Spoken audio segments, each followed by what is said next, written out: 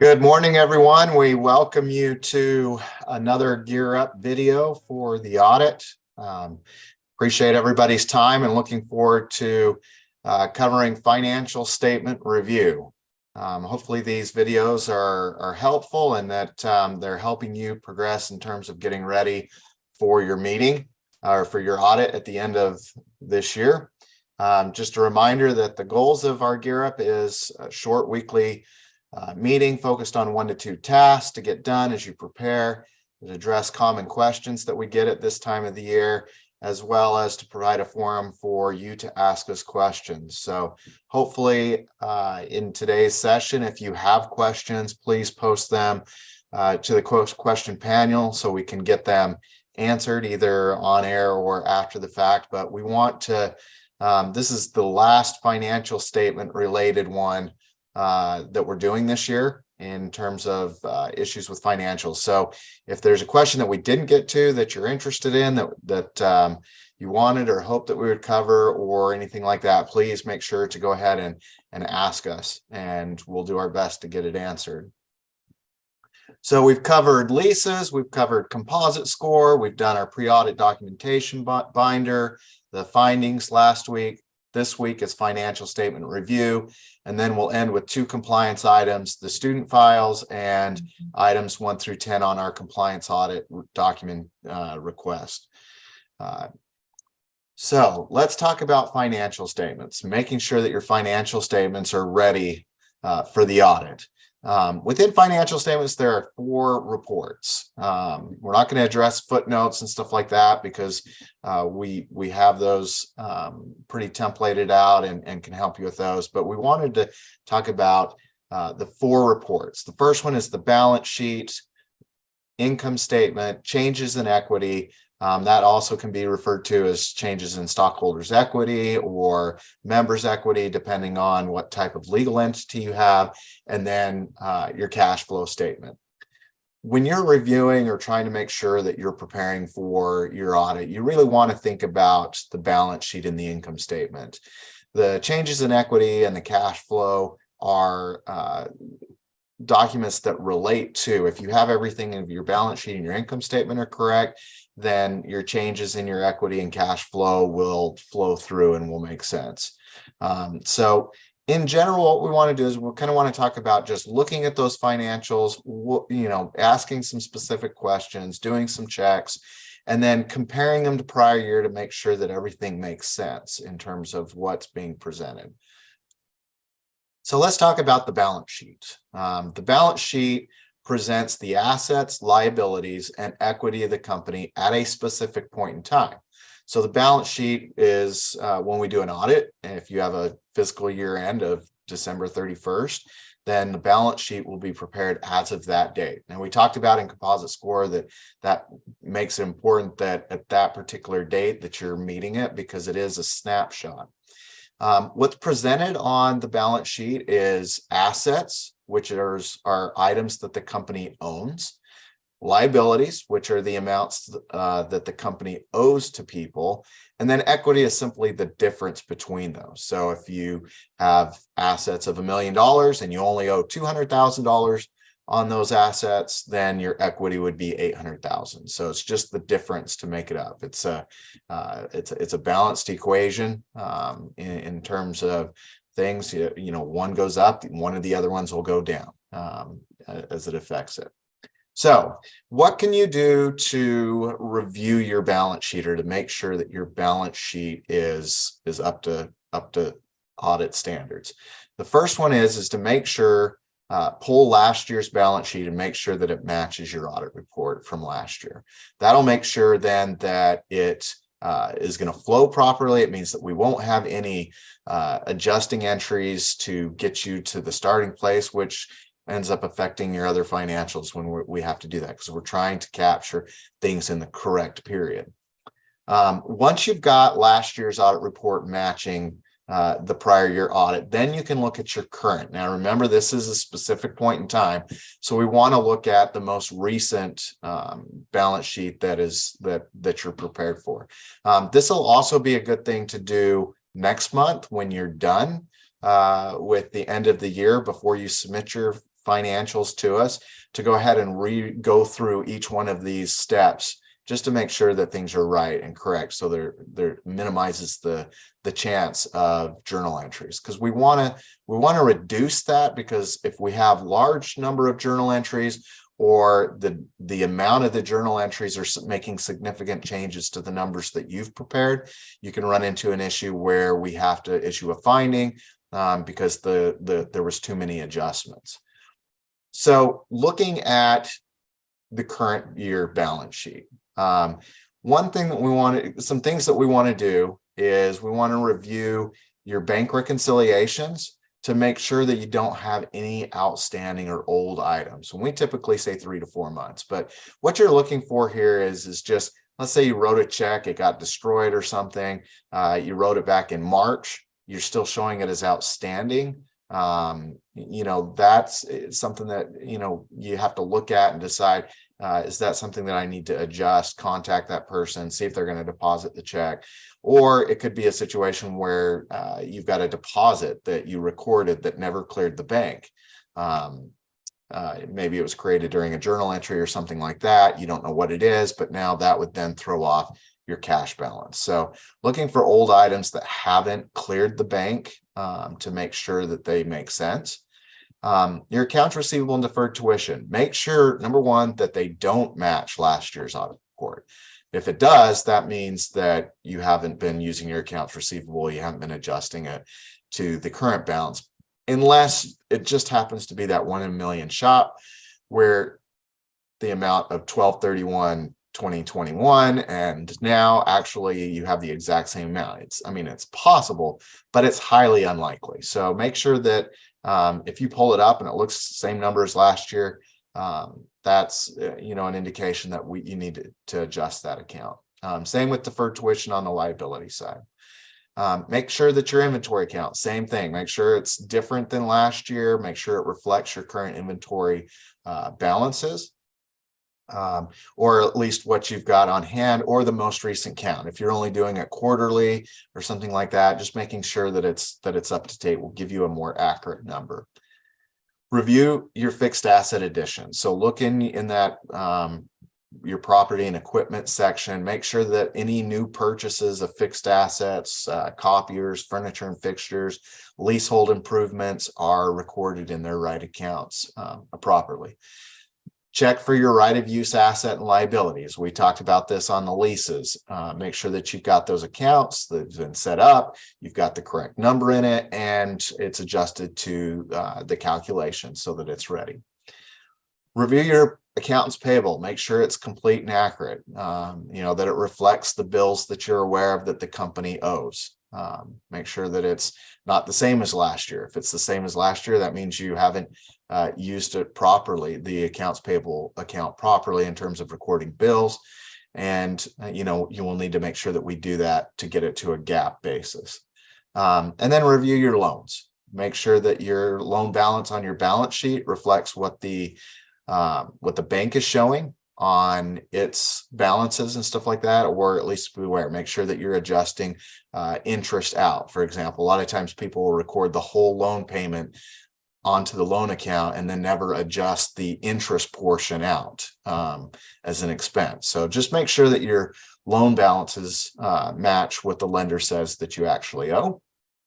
And then lastly, reviewing all of it to make sure that there are no negative balances. You can't have a negative asset. If you've got a liability that you've overpaid, that would then become a prepaid or be moved on to the asset side of things because it's for future stuff. The only thing that could be negative would be obviously equity. If you have more liabilities than you have assets, which is really bad, let's talk now, not later.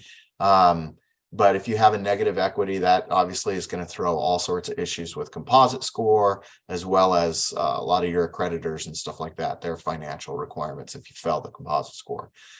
So want to make sure that you at least have assets greater than liabilities so that you have a positive equity.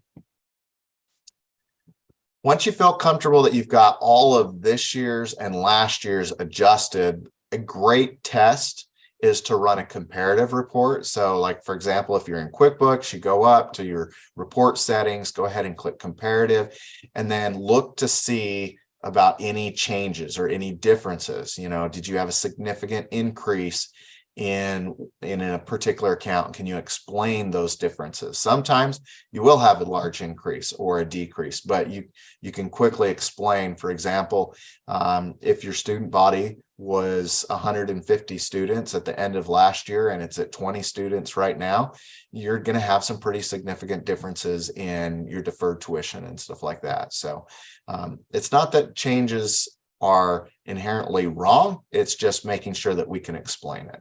And I should have said this before, I'm going to throw up a profit and loss and a balance sheet after this and kind of show you what it looks like from a comparative standpoint, and what some of the questions that you may want to ask yourself. So that's the balance sheet. Let's take a look now at what we should do with the income statement. With an income statement, let's go ahead and pull a comparative income statement so you can look at last year's versus this year. We're reviewing for significant changes. So making sure that you can explain it. Like, for example, if your enrollments are up, you should see your tuition increase.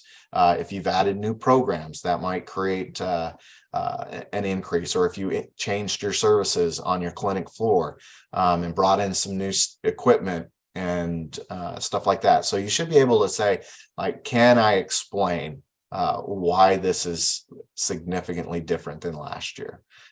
Could be something as hiring a new accountant or a new ad agency or something like that, that you spend more money in different lead sections. But again, we just want to be able to answer those questions. Number two that we see with income statements is the miscellaneous accounts. Now, QuickBooks, I think it's called Ask My Accountant. Some people say CPA to code. Other people call it things for another day. It's that account that when you're recording your expenses, you don't know what it is or where it should go. So you just dump it into an expense account so that you can reconcile your bank statement and get things on. And that account needs to be cleared out. We want to make sure that we have always identified where those expenses really should go. It allows you then to have a more accurate financial statement, accurate profit and loss. Also, it just helps in terms of comparative. So make sure that you've addressed any charges to a miscellaneous account and gotten them to an appropriate account. And then second, review your maintenance and repairs, your office expense, and your other accounts where fixed assets might have been recorded. So a fixed asset is an asset that you purchase that's going to be used over a period of time longer than a year. So if you bought a copy machine, you're going to use that for the next 4 or 5 years. That account, that expense, $20,000-$30,000 that you spent on it, it should be on the balance sheet, not on the income statement. So a lot of times the items that should be classified as fixed assets usually fall under that maintenance, repairs, or office expense is where they kind of end up being. Now, we get asked all the time in terms of should I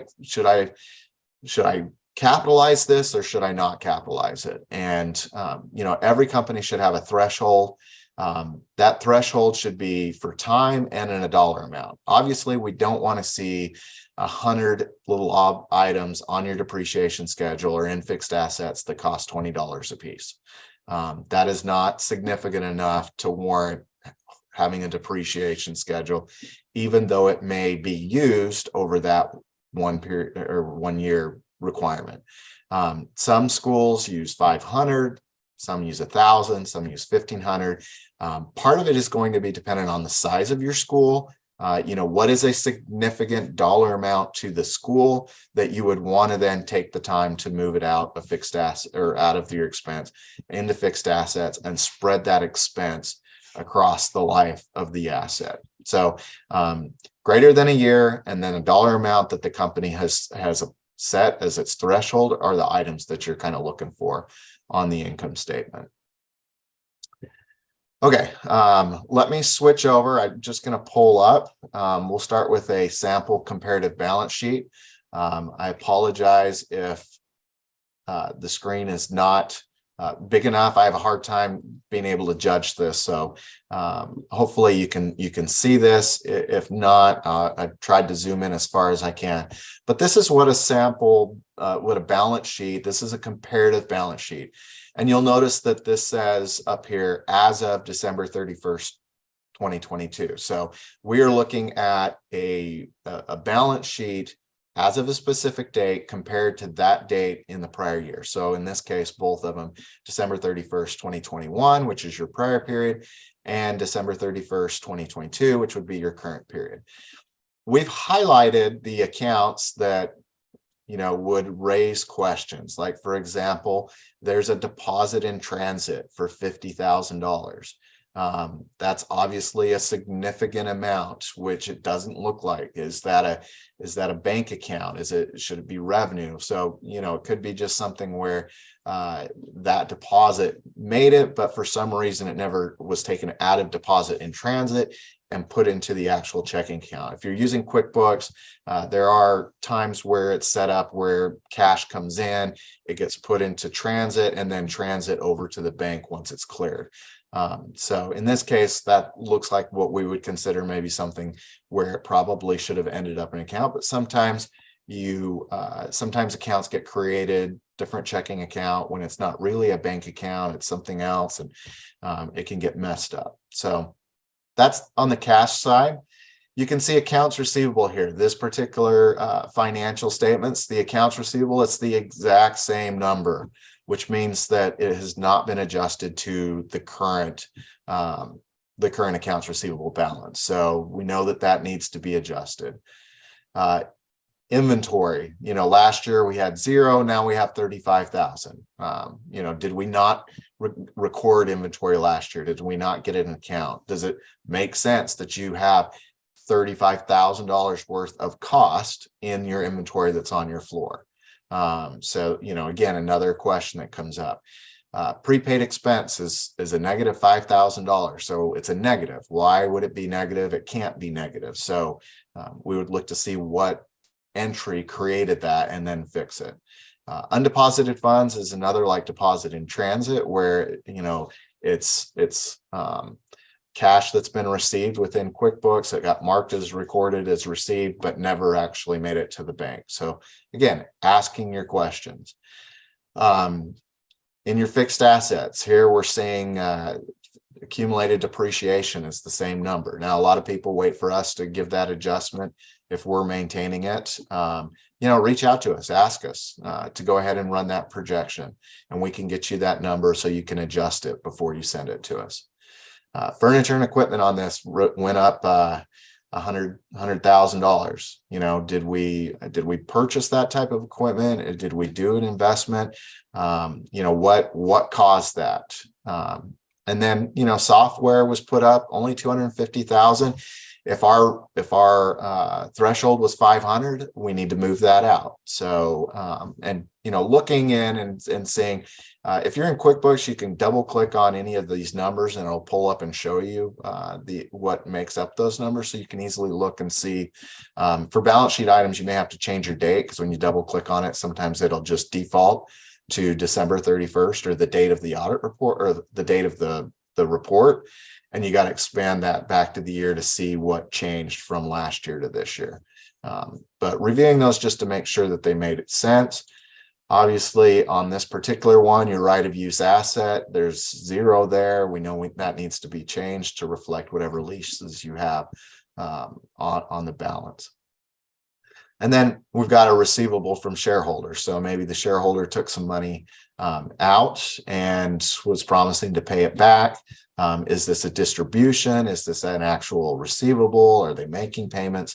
Again, asking questions, because last year it was 0. This year it's now 200,000. On the liabilities side of things, looking at it, accounts payable, again, the number is the same as last year. That means that we're pretty sure that means that you're not using it. We need to make those changes and stuff like that. A lot of times we'll see under credit cards, this is a negative credit card balance. So that would suggest that you're recording your payments to your credit card, but maybe not all the charges have been posted. So making sure that your credit card is reconciled. that the balance on your card matches the balance on your balance sheet. So it should be reconciled very similar to a bank, recording those charges and payments.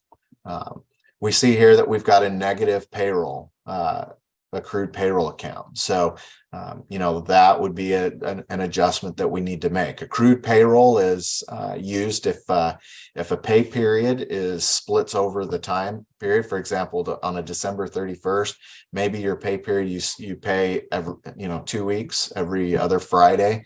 You would have you could have a half your payroll or most of your payroll in December, but you're not paying it out until January. That would create a positive accrued payroll. So just need to make sure that we address why it's become a negative balance. Again, deferred tuition, because we noticed this on accounts receivable, it matched last year's report or last year's balance. So we know that there needs to be a change there, address it.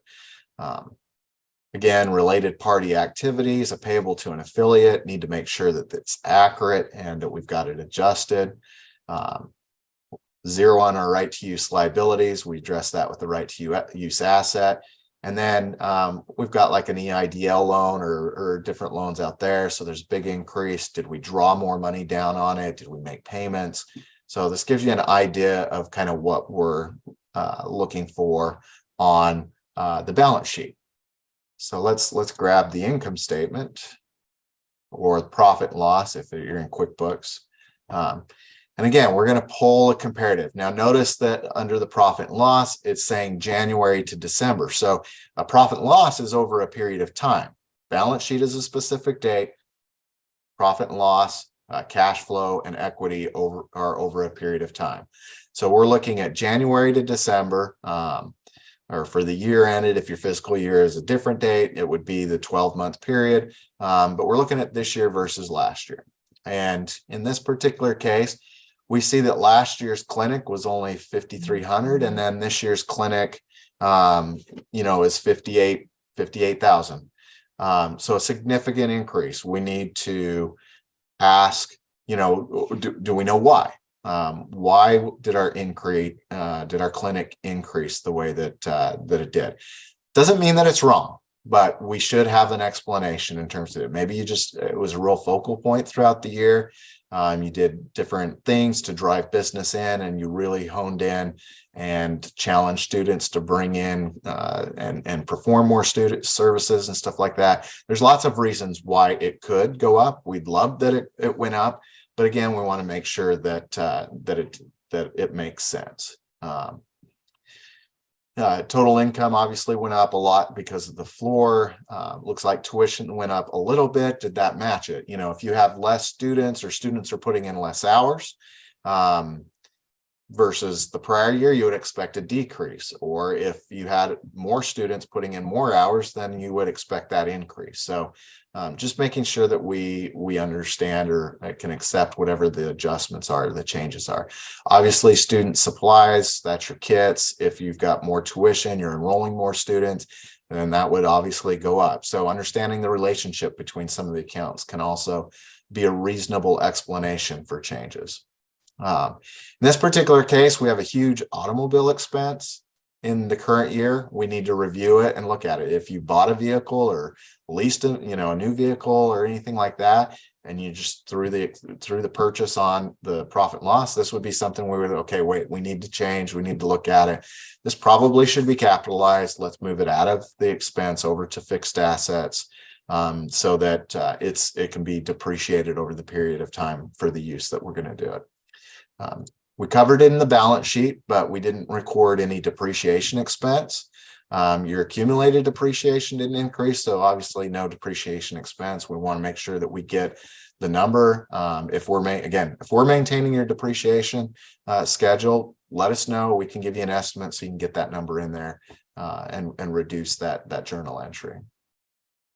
Another one, 2022 was an amazing year for meals and entertainment. I don't know who was having fun, but reviewing that to just say, hey, wait, does this make sense? Like, did we really significantly increase our meals and entertainment expense? Your repairs and maintenance. account. Like I said, that's one where you want to look through and determine if there's anything that should be related to a fixed asset or moved out of it. In this case, we didn't spend very much last year in repairs and maintenance, and then this year a huge number. So we could ask that question, was it just stuff to upkeep or bring things, freshen things up? Did we, or was it significant changes that need to be capitalized? And then, we've got a negative $1,500 in travel expense. Okay, why is that negative? It shouldn't be a negative number on your profit and loss statement. So need to look at it, determine what entry or what happened to do it. It could be something in the simple of a refund or reimbursement or something like that, where you record an expense at one point in time, then got your money back. There is a potential there explanation, but being able to know exactly what it is, because it will trigger a question from us on the audit standpoint. Other income is one of those kind of miscellaneous accounts, looking to see what exactly it is and understanding what the entry is. And if you have questions, like, talk to your accountant. If you don't have an accountant, it's all in-house. Look back. If you need us to help kind of look in and see what it is to understand it, or to help you understand what it is, let us know. But obviously a significant increase in other income, or like the account below it, the suspense account. That's that wonderful account of, I don't know where it is. I'll get to it to another day. Like, we want to make sure that we get those recorded up to the correct account, so that it can be, so one, it can look cleaner, your accounts can be identified, and then that your individual accounts are good in terms of their balances. An audit perspective, some people think that when an audit comes through, that we're finding every little bit of information that's incorrectly classed, or moving things from office expense to other business expenses and stuff like that. An audit, we're looking for abnormalities. We're going to do random checks, but we're not doing a deep dive into these to make sure that things are classified. Every transaction within that is something that you would want to review on your side of things. But making sure that these accounts make sense goes a long way to making sure that you're good from year to year, from a comparative perspective, from an audit perspective, from a management perspective of understanding. I love the concept that we've been talking a lot lately about, a dedicated focus on cost management, as well as making sure that every expense has a name, has a responsibility, making sure that you understand the profit and loss, or the expense accounts, is critical from a management standpoint.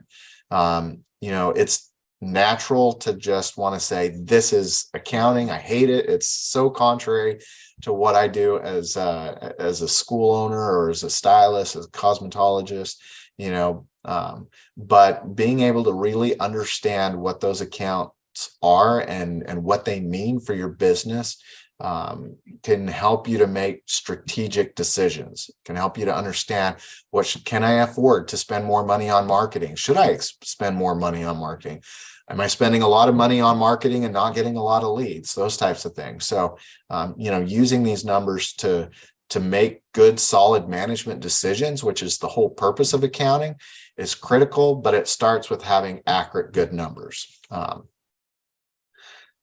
right, let me hop back over to the spreadsheet. So next week's topic is going to be student files. Your assignment for this week is to go in, prepare a comparative balance sheet and income statement, review it for significant issues or questions. Pull it up and look at it, go through that step process. It'd be awesome to do it now, especially if you're close, especially if your composite score is close. Make sure you have good, accurate numbers. Let's minimize the audit adjustments and stuff like that. If we need to look at a composite score, please reach out to the team. Let us run an estimate, help you know what you need to have done before the end of the year. Auditing or financial statements, there's a lot of things you can do now. There's nothing you can do in January to affect the numbers. Information is power, and to make sure that you got good information leading into the end of the year so that you don't have issues with a composite score, that you're passing, or that you're aware of where you stand. You can already make those adjustments, as well as just an overall smoother audit process. So take a look at your comparatives, make sure your balance sheet, your income statement are good, and that they're ready, or that you're resolving whatever issues or what questions you have that you need to get it, so that your financials will be good at the end of the year. Also encourage people. I know that we're getting towards the end of it. It seems like it might not be of value, but if there is somebody that could benefit from these, please share this information with anybody that could use the help, whether they're a client of Lightheart Sanders or not.